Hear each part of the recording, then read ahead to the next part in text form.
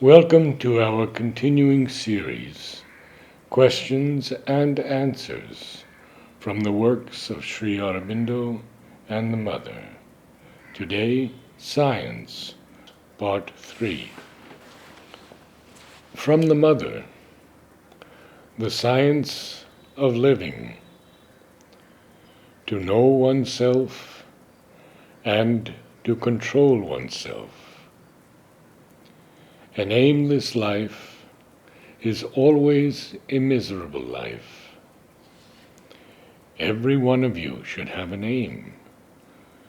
But do not forget that on the quality of your aim will depend the quality of your life.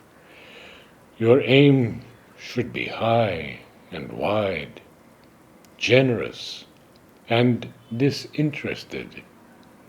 This will make your life precious to yourself and to others. But whatever your ideal, it cannot be perfectly realized unless you have realized perfection in yourself.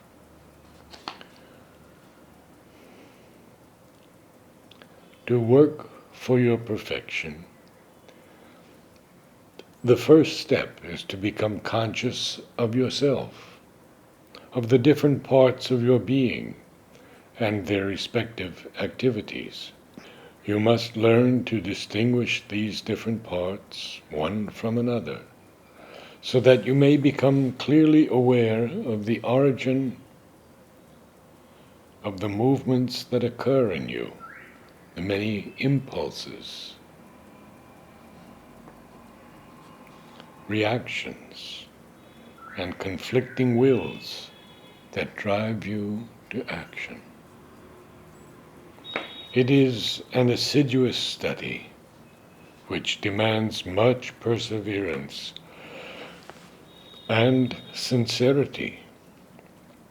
For man's nature, especially his mental nature, has a spontaneous tendency to give a favorable explanation for everything he thinks, feels, says, and does. It is only by observing these movements with great care, by bringing them, as it were, before the tribunal of our highest ideal, with a sincere will to submit to its judgment, that we can hope to form in ourselves a discernment that never errs.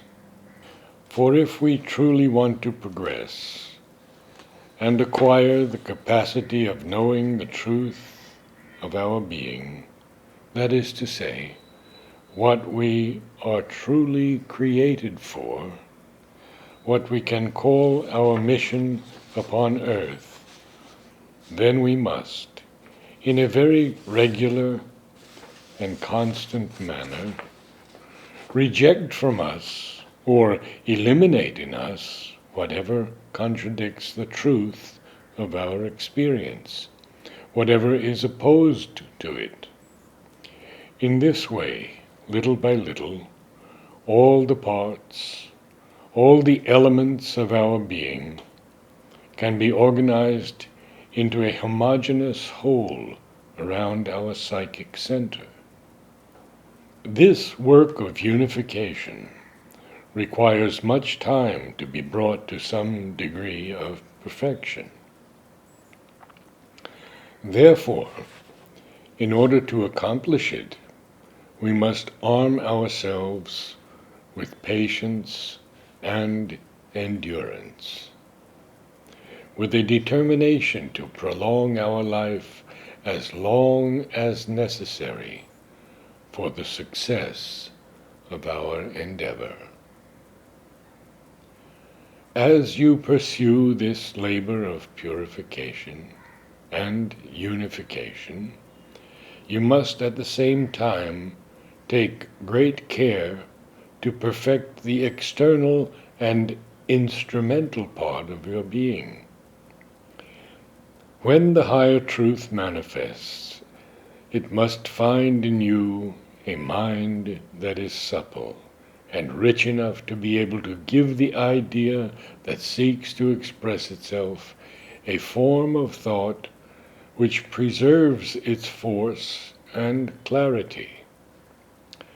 This thought, again, when it seeks to clothe itself in words, must find in you a sufficient power of expression so that the words reveal the thought and do not deform it.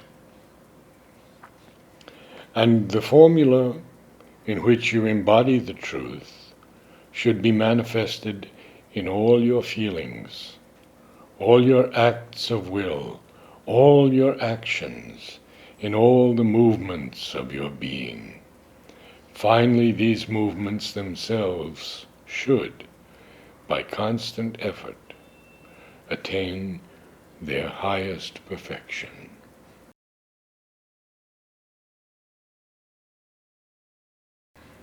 All this can be realized by means of a fourfold discipline, the general outline of which is given here. The four aspects of the discipline do not exclude each other and can be followed at the same time. Indeed, this is preferable. The starting point is what can be called the psychic discipline. We give the name psychic to the psychological center of our being, the seat within us of the highest truth of our existence, that which can know this truth and set it in movement. It is therefore of capital importance to become conscious of its presence in us, to concentrate on this presence until it becomes a living fact for us, and we can identify ourselves with it. In various times and places, many methods have been prescribed for attaining this perception and ultimately achieving this identification. Some methods are psychological, some religious, some even mechanical. In reality, everyone has to find the one which suits him best. And if one has an ardent and steadfast aspiration, a persistent and dynamic will, one is sure to meet, in one way or another, outwardly through reading and study, inwardly through concentration, meditation, revelation, and experience, the help one needs to reach the goal. Only one thing is absolutely indispensable: the will to discover and to realize. This discovery and realization should be the primary preoccupation of our being, the pearl of great price, which we must acquire at any cost. Whatever you do, whatever your occupations and activities, the will to find the truth of your being and to unite with it must be always living and present behind all that you do, all that you feel, all that you think.